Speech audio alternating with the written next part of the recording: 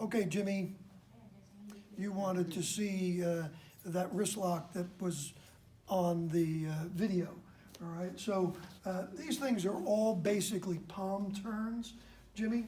And when we look at the hand doesn't like to go in this direction at all, okay? So what I'm gonna do is I'm just gonna grab this hand this way, and my fingers are gonna make sure that they rub this knuckle right here. That's a metal retardation point for the large intestine. And then on the back of the hand, that pinky, we're gonna activate a small intestine 2 point on the fire point. So we have a fire and metal technique activating the large intestine and the small intestine. I'm gonna bring this around over the top and just make a lock. As I push down, my elbow will smash on top of his brachioradialis muscle, and it'll drop him to the floor. He will probably injure that wrist. So maybe I made a kick and I locked this hand in. This comes over the top. I can lock it this way. I can bring it here. This helps me to be able to release it. It's much more painful. It's always done inside my power zone, right here to my chest. My feet always go towards the core.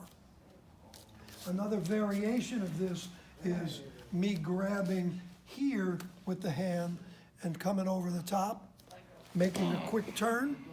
There we go again. It drops. Okay? Another variation of this is grabbing this way. I start to bring this hand, turn it to a different quadrant. I get more heat by just rubbing here, okay? And he'll drop to the floor.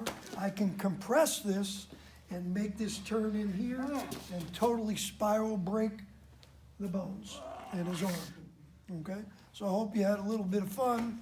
You're welcome. Learning the palm turns that you saw on that video, but it was just jujitsu, but it's still the same with grabs. Chris can grab me with two hands, okay? And I can just lock over the top and still make that same technique, all right? He can grab here, okay? Grab straight. I can just drop this down, come here, go over the top. He drops. They're all the same ideas, turning those hands in a direction that they don't need to go, spiraling the radial bone, okay, the radius bone and the ulna bone, and pushing that pinky across the ring finger. Watch, just a little finger here. Boop. He's done, okay? Very little pressure. You do that any more than 5 or 10 pounds of, 5 or 10% of your own body weight, okay, your body pressure, okay, and things are gonna break on your opponent. So be careful if you're training. See you, Jimmy Moore.